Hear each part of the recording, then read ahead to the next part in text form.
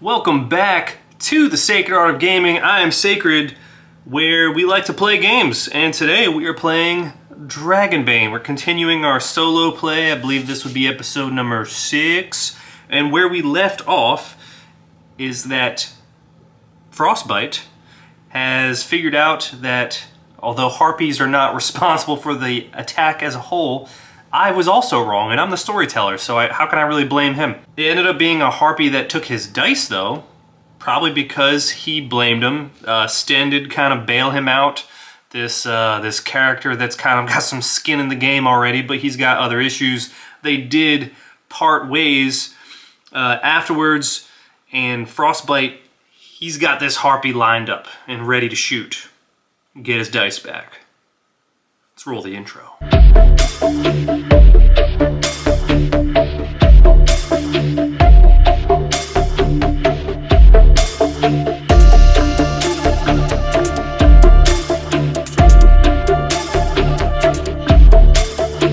Alright, let's get right into it. Alright, so he's got the shot lined up on the harpy. A lone harpy, which is kind of odd, but we'll address that when we get to it. He has used his 3 here.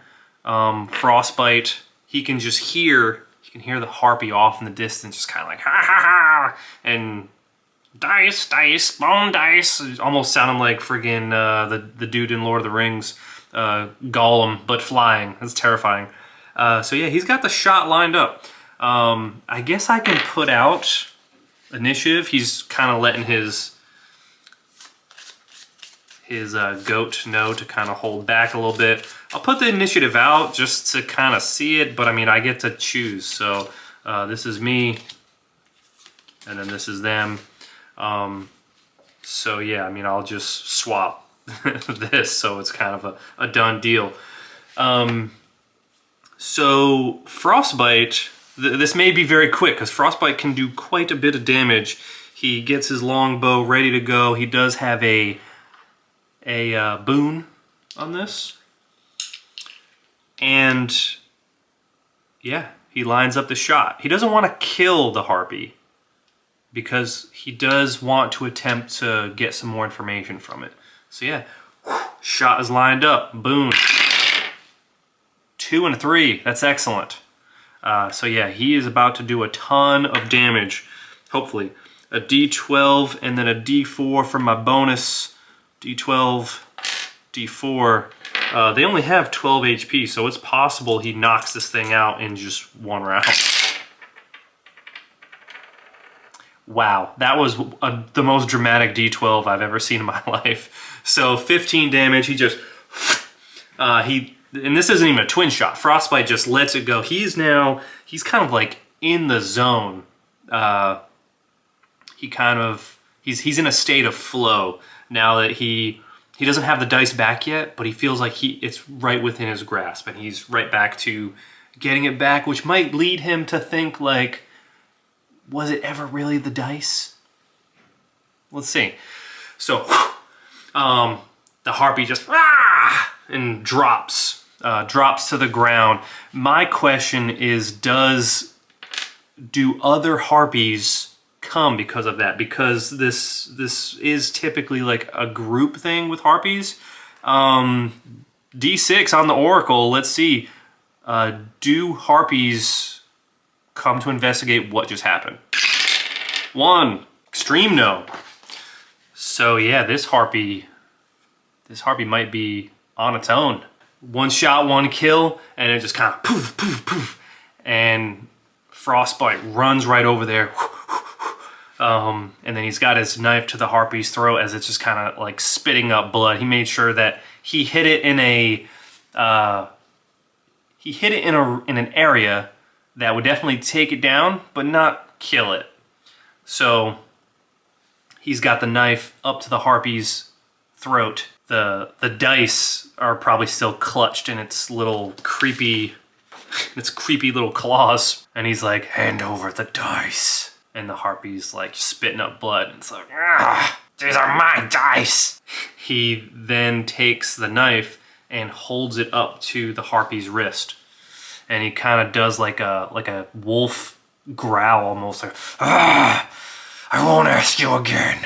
Give me the dice or I cut off your hand and wear it around my neck. I feel like that's where we're at. I feel like this would be like intimidation with the knife, which I've kind of done previously. I feel like he would even get a boon on this. 16, 18. That actually might. Yeah, no. Wow, bad roll. Really bad roll. So the harpy is just still holding onto the dice and it hisses back out. Like, ah! Almost lets out like a screech. And he's just, ah! And just whoo, takes the knife, holds the hand, and just cuts the hand right off. And the harpy screams. Normally I would say this is where the other harpies would come, but because of that extreme no, that almost leads me to believe that this harpy is like banished. So it's now like flailing, and now he's got the dice and he takes out of the harpy's creepy little claw. And now he's got it by the throat and he's holding it down. And he's like, creature, listen to me! And it's just continuing to, ah! And he's now got the blade right underneath its throat, like pointing up. He's like, I have a question. You can live or you can die. Are you going to answer this question? I feel like it's not intimidated. So maybe we'll ask the question. I feel like it's silly to just continue to re-roll. I always thought that was kind of weird to like, oh, I failed the lock picking roll. Let me just keep rolling until I get it. I feel like if you fail, you fail. Like it's just regarding that, which I mean, intimidation for getting it to do anything, I feel like it's just not going to happen. He's looking at the harpy. He's got it by the throat, got the blade under its mouth, and why did you take the dice? It feels odd. It's not even shiny. That's unlike you. Why would you grab those dice specifically? You didn't take anything else. Why specifically take the dice? And it's just kind of, I don't know that it's not going to divulge too much information. There's definitely some nuggets of information that could be there. But I think it'll at least say something along the lines of, to delay, you came out here in the wrong direction as they said you would. And Frostbite's like, who said? Who told you? Was it the mage? Does he notice any subtle differences in its face or anything? He's a hunter, so I think that might be possible. Awareness. 12. When he asks if it's the mage, the creature does react, and it's just kind of almost jolts a little bit whenever he mentions, when he's like, is it the mage? Was it friggin', what was his name? Lothar? Was it Lothar Crookback? And it's just kind of, I'm not telling you anything. And Frostbite is like, well, then you're no good to me. And he takes the blade. Instead of doing like a throat slice, he just takes the blade and then just presses it directly into its neck and just, and then he pulls it out and blood spatter, and it sprays Frostbite in the face. Sorry for graphic. Maybe there should be a warning. Hey, potential graphic stuff, violence. I like Mortal Kombat, so it might happen, and Doom, stuff like that. All right, so we do kind of know that the mage Lothar is somehow involved, but like Lothar's locked up. So how is Lothar getting messages to that beast, or even bringing the other Manticore, right, to that town? That's a good question. How is that happening? We did deal with the harpy pretty easily there, so that's good. And he's got his dice back. He's got his dice. He has now gone in the opposite direction of where he believed this the creature, the Manticore, to be. So, we don't need these anymore. Oh, but you know what? You know what we haven't done, but I feel like we should have done, is because it's a harpy, especially a harpy that steals things, I think we should get treasure.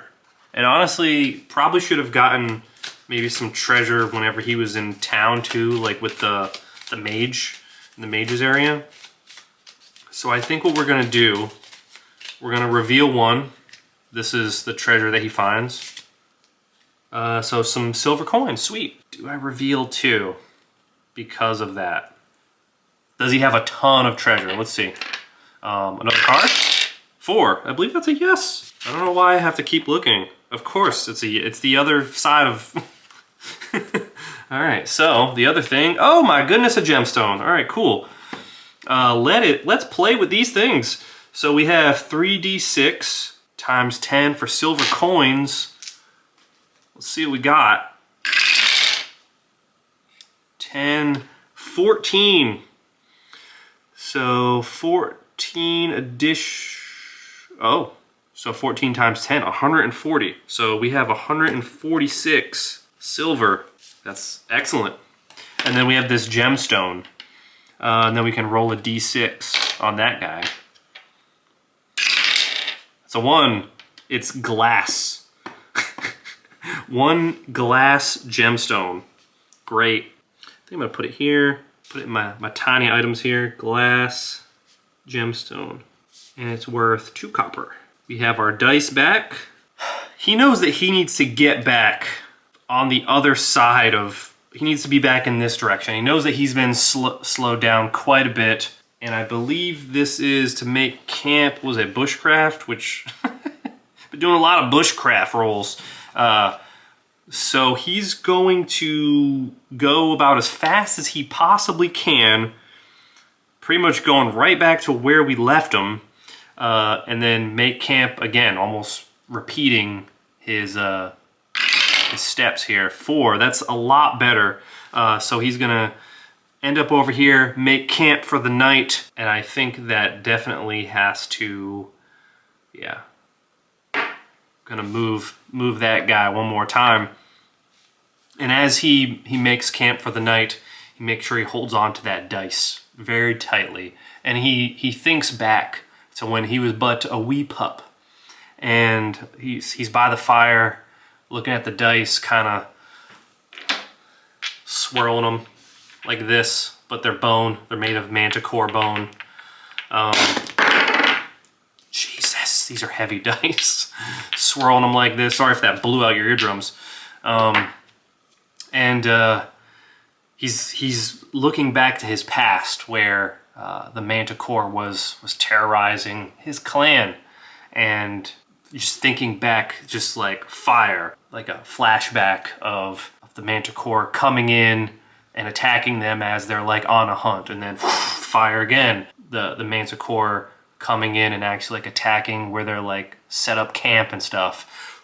Fire. Father actually coming up with like a strategy to try and take down the manticore, bait it, and actually take this bad boy down. Fire. You see what we're doing here. We're kind of doing like almost like a montage, giving you some background, make you feel something.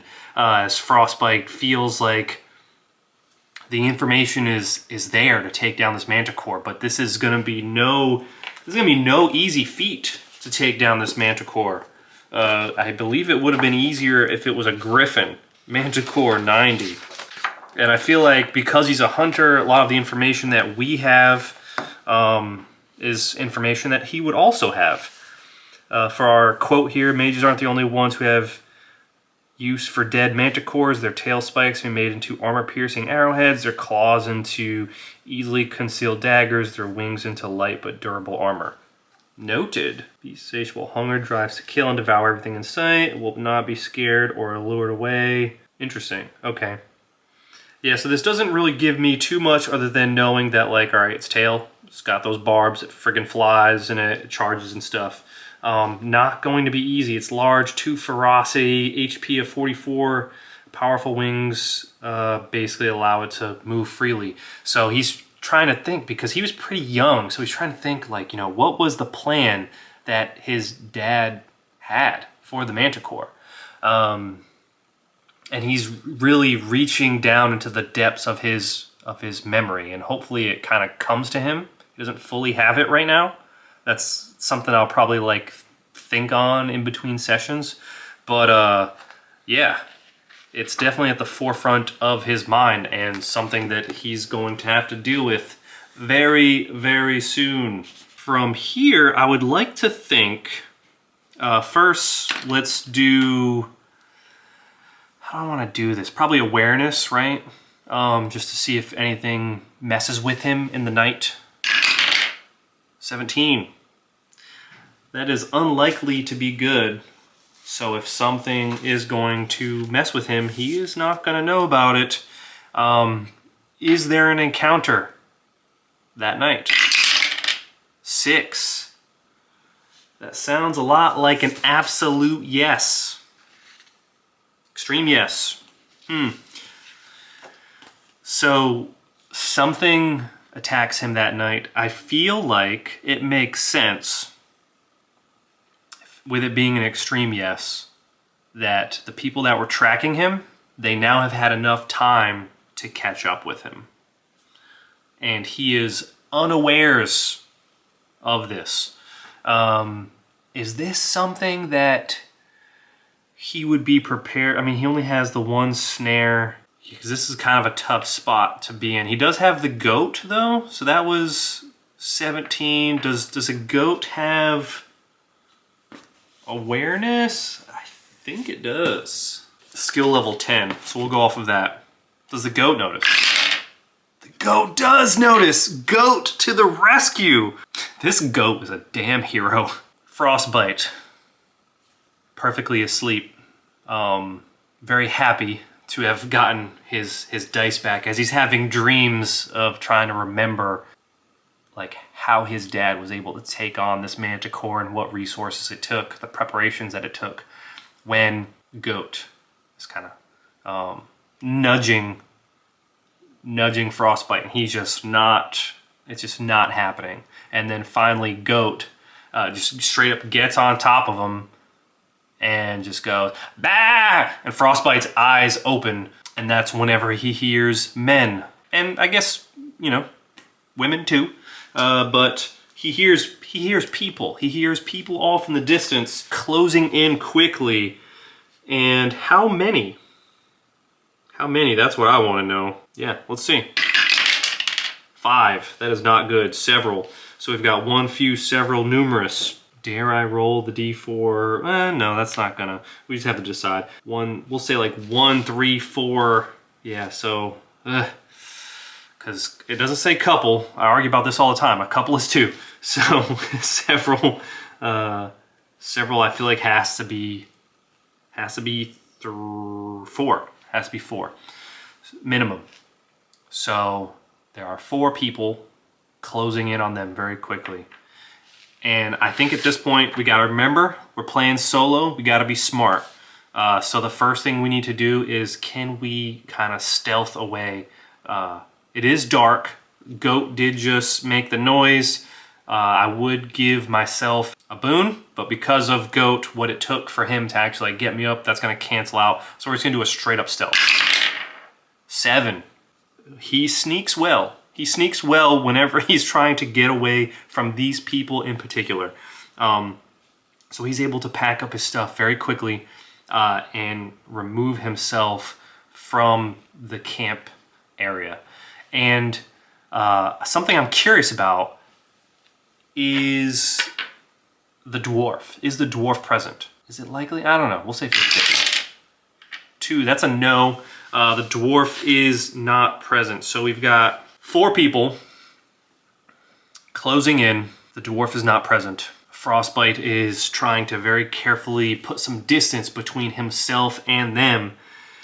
And does he have any other tricks up his sleeve here? I mean, he's got the rope. He's got the snare. He really doesn't have a whole lot. He doesn't really have much when it comes to tricks here. So is this something like a 1v4? Is this something that he really wants to take on? The answer is no.